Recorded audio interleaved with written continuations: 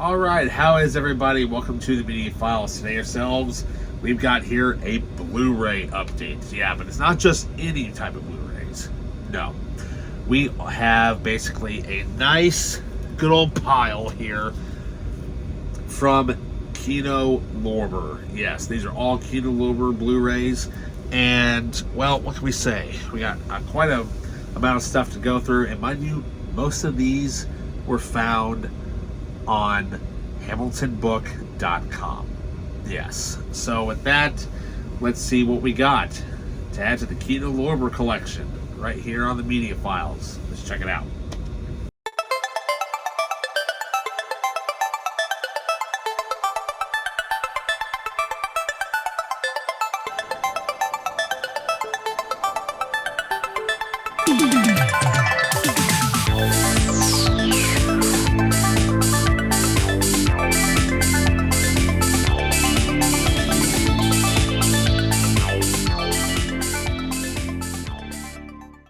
Okay, welcome back. So first things first, we have here, now I've seen the remake. I have never seen the original, so this will be interesting to see for the first time because, well, it's got Walter Matthau in it, Robert Shaw, Martin Balsam. We've got here the original, The Taking of Pelham 1, 2, 3. Yeah, it just looks, as I almost drop it. But, yeah, it looks absolutely amazing. When it comes to Walter Matthau, I'm used to watching him in in his comedies, the Grumpy Old Men movies and whatnot, and of course Dennis the Menace. But see him like in a serious dramatic role, this will be different for me. So for bonus content here, so we've got. Do we want to read the synopsis? Yeah, let's read the synopsis here. So, screen legends Walter Matthau and Robert Shaw team up with Martin Balsam and Hector Elizondo to deliver a surefire entertainment that's gripping and exciting from beginning to end and is guaranteed to give you the ride of your life. A gang of armed professionals hijack a New York subway train somewhere outside the Pelham station, threatening to kill one hostage per minute unless their demands are met. Forced to stall these unknown assailants until a ransom is delivered or rescue is made, Transit Chief Lieutenant Garber must shrewdly outmaneuver one of the craftiest and cruelest villains in a battle of wits that will either end heroically or tragically. Featuring masterful direction by Joseph Sargent, who did White Lightning with Burt Reynolds. Gorgeous widescreen photography by Owen Rosamond for The French Connection. A classic rousing score by David Shire, who did The Conversation. And top-notch editing by Jerry Greenberg of Apocalypse Now and Robert Q. Levitt of Cotton Comes to Harlem. Yeah, how cool is that? So for bonus content here, so we've got audio commentary by film historians Steve Mitchell and Nathaniel Thompson. Audio commentary by actor, filmmaker Pat Healy and film programmer, historian Jim Healy. The Making of Pelham 1, 2, 3 Vintage Featurette.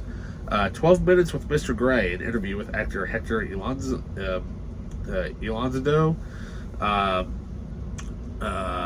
Cutting on Action, an interview with editor Gerald B. Greenberg. The Sound of the City, an interview with composer David Shire. Image Gallery, theatrical trailers, TV and radio spots. So how cool is that? Yeah, now that's another movie that they mentioned back here that I want to get in Walter Matthau. I need to watch Charlie Varick, and I thought I almost had it, but I think I want to order that through Indicator, or at least find the Indicator version of that. Okay, so up next, here now this movie I found this at Disc Replay, and this is like one of the only ones that I had to pay. I used quite a bit of store credit for because it was a bit of a pretty penny, but you know what though, hey, I didn't have to pay anything out of pocket, so there we go. Okay, so we have of course a really awesome 80s action movie, as most of them were back in the day, from Canon Films. We've got Avenging Force, starring Michael Dudikoff, yeah, from the American Ninja movies. So Matt Hunter, Michael Dudikoff, is an ex-Secret Service agent trying to protect his best friend from a super band of right-wing terrorists known as the Pentangle. When the ruthless organization torches his ranch and kidnaps his little sister, Hunter is forced into the Pentangle's barbaric manhunt, played out on the remote swamplands of Louisiana. It's the ultimate game of cat and mouse, as Hunter employs an awesome array of martial arts skills in his desperate fight for survival and revenge, stylishly directed by action veteran Sam Furstenberg, with a stellar cast that includes Steve James and John P. Ryan and James Booth. So, we have an intro by director Sam Furstenberg, an audio commentary by director Sam Furstenberg and star Michael Dudikoff, an on-camera interview with star Michael Dudikoff, and the original theatrical trailer. Yeah, how cool is that? You know, it's a shame that Michael never really got a big time, major role. I mean, he's known more from the American Ninja movies, but if they ever do an Expendables 5, get him involved somehow. I mean, seriously, we need to have, he's one of those guys, like, it's on the lower end, but he's made lots of great action movies in the 80s. So don't, just because, you got Stallone, Schwarzenegger, and all those guys, don't forget about the little guys, too. They made some awesome stuff as well. Okay, so up next. So, as I had mentioned, one of the actors in here, was it John P. Ryan? Oh, okay, he was in a movie called Runaway Train. Anyway, well, speaking of Runaway Trains, this movie, I remember watching this on YouTube. It was part of their free movies at the time. And I'm like, man, I really enjoyed this. And then I didn't get a chance to finish it because, well, I was having internet trouble and I couldn't wait. So, so they had this on Hamilton.com. And it's from the 1960s, directed by legendary director John Frankenheimer, who, of course, did several of my favorite movies, Ronin with Robert De Niro, as well as, I think, probably the greatest racing movie of all time, Grand Prix from 1966. So here we have The Train, starring Burt Lancaster. Yeah, this is a really good espionage World War II thriller. So from John Frankenheimer, the acclaimed director of The Manchurian Candidate, 7 Days in May, Seconds, Grand Prix, and Ronin, comes this action-packed World War II masterpiece starring screen legend Burt Lancaster of Run Silent, Run Deep, which you should check that out, by the way. Elmer Gantry and The Professionals. Paris, August 1944. With the Allied Army closing in on German commander and art fanatic Colonel Franz von Waldheim, he decides to steal a vast collection of rare French paintings and loads them onto a train bound for Berlin. But when a beloved French patrol patriot is murdered while trying to sabotage von Waldheim's scheme, Labiche, a stalwart member of the Renaissance, vows to stop the train at any cost. Calling upon his vast arsenal of skills, Labiche unleashes a torrent of devastation and destruction, loosened rails, shattered tracks, and head-on collisions, and in an impassioned, suspense-filled quest for justice, retribution, and revenge. Featuring a top-notch score by Maurice Jarre of Dr. Zhivago fame, and a wonderful supporting performances by screen icon Jean Moreau from The Bride Who Wore Black. The Train was the fourth of 5 collaborations between Frankenheimer and star Lancaster. So yeah, now from what I watched out of this movie, this was just absolutely amazing. Some of the train crashes that happen, or at least one of the train crashes that happens in this movie, I can't tell if it was done for real or if it was done with a close-up with a extremely detailed model, but I think there's actually a real train collision that actually happens in the movie. So for bonus content here, so we have audio commentary by director John Frankenheimer, audio commentary by filmmaker, historian Steve Mitchell, and Combat Films American Realism author Stephen J. Rubin. The isolated score by Maurice Jarre, the 1964 making of The Train, TV spot, theatrical trailer, and theatrical teaser. So yeah, not a bad amount of stuff there, but hey, it's a really, really good movie. It gets very intense at certain points, and like I say, it's awesome. Okay, so then up next, we have here one of the only films I don't have from legendary, director Stanley Kubrick. This is very early on in his career. Like I said, I've got pretty much almost all of them, except I think for for a few of his early films. Like I still need to find The Killing and Passive Glory. But this one here, I wanted to get the Kino Lorber edition because I figured it would be the best edition to get this film. So of course I'm talking about Fear and Desire. Yeah, so what's kind of interesting about this is that there's actually two versions of this movie. So, brand new HD masters of both cuts, 4K restorations for the 35 camera negative, and fine grain. Fear and Desire is an ambitious first feature film by legendary filmmaker Stanley Kubrick. So this is his film debut.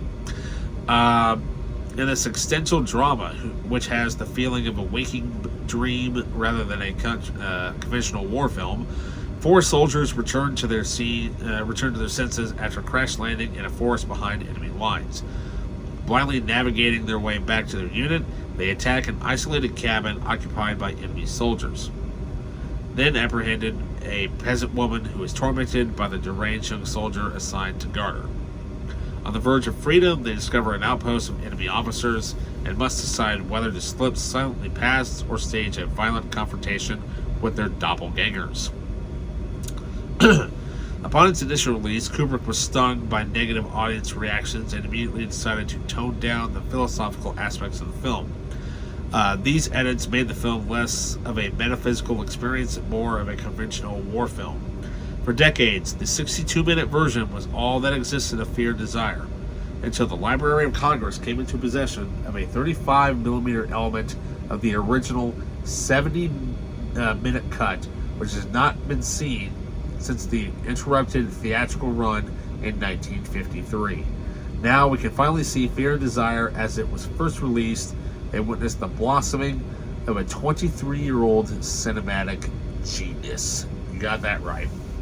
Okay, so we have for special features, we've got audio commentary by film historian Eddie Von Muller for the 70-minute cut. Audio commentary by film historian and screenwriter Gary Girani for the 62-minute cut. And then we have three short films here directed by Kubrick himself. So we have Flying Padre from 1951, Day of the Fight from 1951, and The Seafarers from 1953. So technically, with this particular release, technically you actually get 5 movies. Even though, yes, there's 3 short films, then you have the 2, variation, 2 different cuts of the same movie. But, technically you get 5 options, 5 movies on basically one disc. So how cool is that? So literally, you can watch, Fear and Desire twice, and all those movies, all those shorts, in a couple hours. So there you go. Okay, so up next, we've got here, we went from the debut film of one director to this director's final Western. Yes, of course, talking about none other than legendary spaghetti Western director Sergio Leone. We have here basically the quote-unquote the 4th Fistful movie here. We've got A Fistful of Dynamite, or also known as Duck, You Sucker, starring Rod Steiger and James Coburn. Now, the reason why I say that is because Sergio Leone obviously directed Fistful of Dollars, $3 More, and The Good, the Bad, and the Ugly. And then this movie was thrown in there as well because it had a similar title, and it's actually on the the Sergio Leone Anthology DVD set, which has basically the special edition of all 4 films with that set, which I have. But the funny thing is, I have the Kino Lorber edition of all 3 of the Dollars trilogy. Now I have this. So, from Sergio Leone, the acclaimed director of Fistful of Dollars, A Few Dollars More, Good, the Bad, the Ugly, and Once Upon a Time in the West, comes his final Western. A relentlessly entertaining film that teams an Irish explosive specialist with a Mexican peasant turned revolutionary leader and a thunderously explosive results. Starring acting giants Rod Steiger in The Heat of the Night as Juan Miranda, a cigar-chomping, salt-of-the-earth peasant with a Robin Hood heart, and James Coburn from Dead Heat on a merry-go-round. I've known him from other stuff. As John Mallory, a dynamite-tossing Irish revolutionary who has fled to Mexico to practice his skills. Together, they are a devilishly volante mix of anti-establishment philosophies and violent tendencies as they attempt to liberate political prisoners, defend their compatriots against a well-equipped militia, and risk their lives on a train filled with explosives. Cool. Featuring a haunting and rousing score by iconic composer Ennio Morricone. So, of course, those two guys, Leone and Morricone, they're no strangers because they did all three of the other movies as well. Of course, Morricone, he's got like hundreds of scores, so there you go. So, for bonus content, we have an audio commentary by filmmaker Alex Cox, audio commentary by film historian Sir Christopher Frayling, 6 featurettes, 2 image galleries, the theatrical trailer, and radio spots. So, I think that commentary, is actually ported over from the anthology box set. Okay, so now up next. So we went from 60s, 50s. Let's jump ahead to the 80s, folks. Come on. Let's, we got some 80s hardcore action here. Of course, you had Stallone. You had, Schwarzenegger. By the end of the 80s, you had Van Damme starting to come around. But there's also another guy that kind of came around, first of all, in the 70s. Then he kind of made his way into the 80s, became basically the third guy. Yeah. We got none other than Chuck. Yeah. Chuck Norris in Missing in Action. That's all you need to know. Yeah. From Canon Films. What can we say? This movie's freaking awesome. If you haven't seen this yet, just go watch it. Okay, so for those of you that don't know what it is, so American servicemen are still being held captive in Vietnam. It's up to one man to bring him home in this blistering, fast-paced action adventure starring martial arts superstar Chuck Norris. Following a daring escape from a Vietnamese POW camp, Special Forces Colonel James Braddock is on a mission to locate and save remaining MIAs. Aided by a beautiful State Department official and former Army buddy, Braddock amasses a top-secret information and state-of-the-art weaponry. Now, this one-man army is prepared to blast his way into Vietnam, but will he be able to blast his way back out? Directed by Joseph Zito of USA Invasion, which is what they did together, and also Friday the 13th Part 4, the final chapter.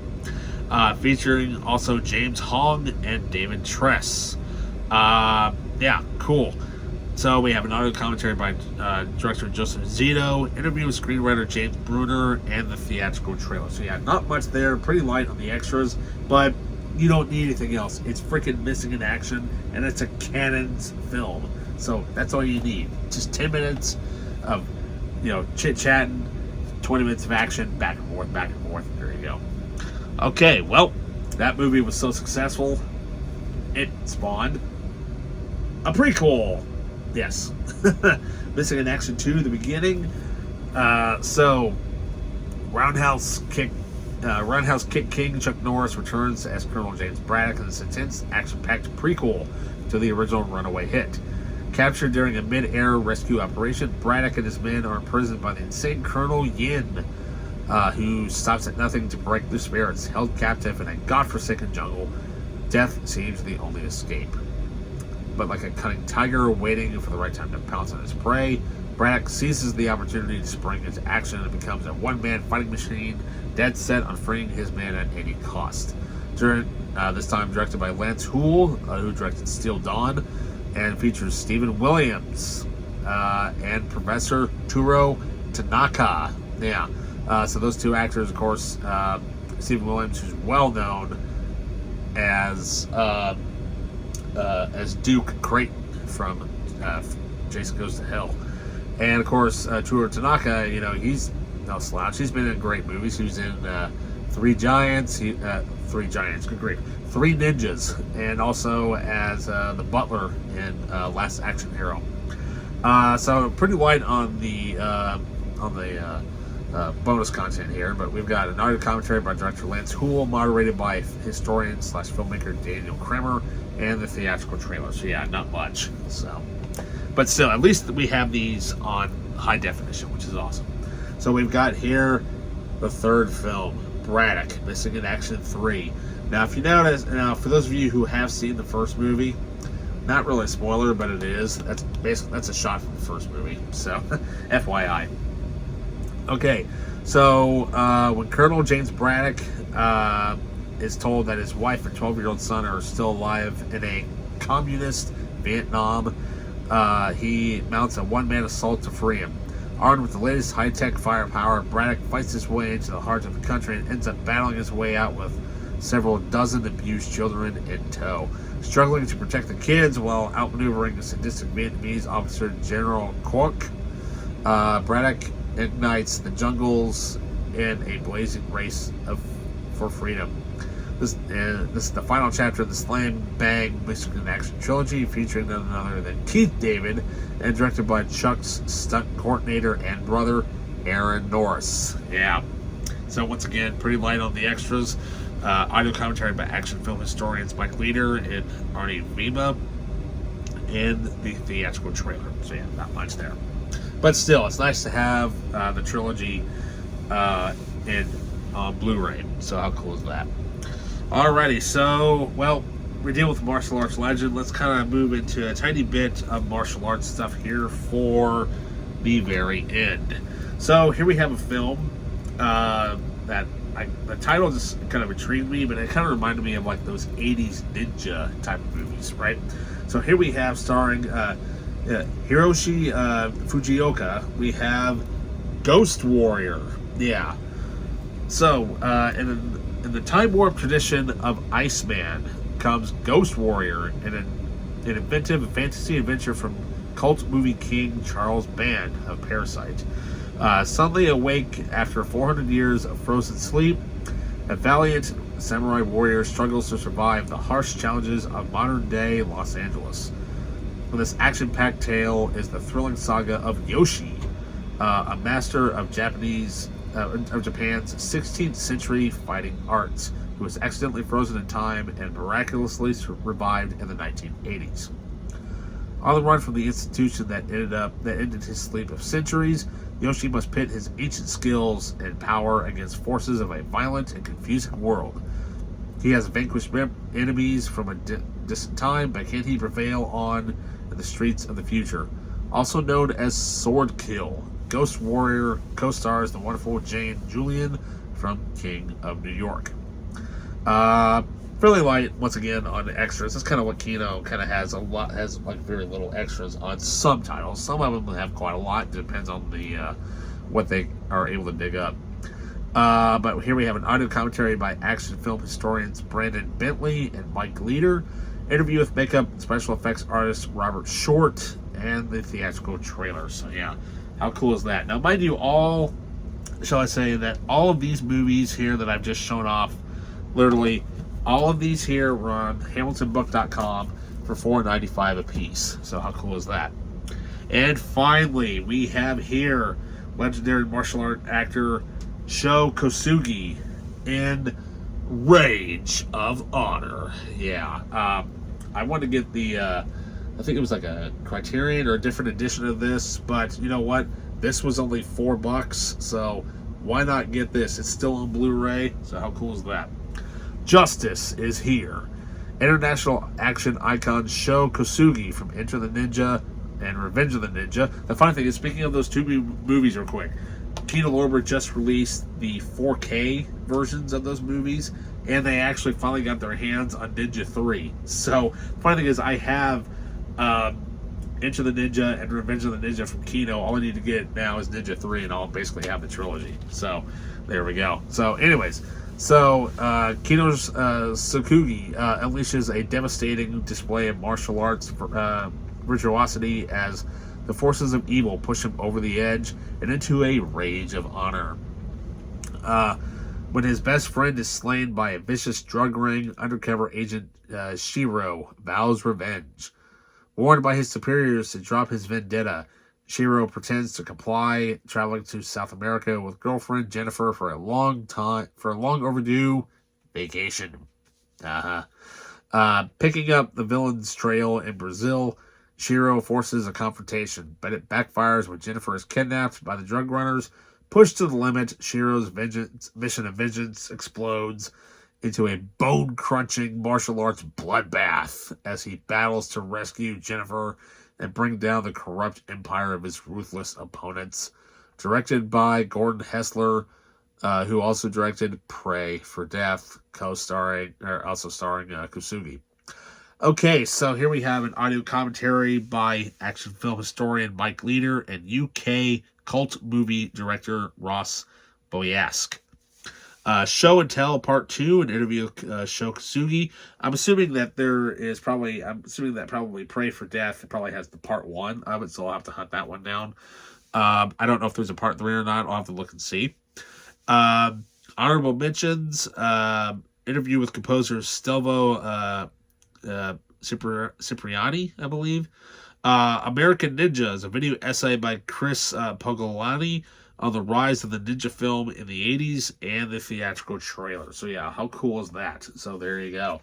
Alrighty, folks. Well, like I said, we have loads of great stuff here from Kino Lorber. Yeah, look at that. So yeah, how cool is that? So we've got loads of stuff to watch this weekend. Loads of great 80s action, some 60s espionage, and, what can I say? Some great, very early 50s, World War II tactical thrillers. So, yeah. Alrighty, folks. Well, that does it for me for now for that update. Yeah. So, don't forget to like, subscribe, hit that notification button, leave a comment down below. Check out the Patreon page. And with that, I'll see you guys next time. See ya.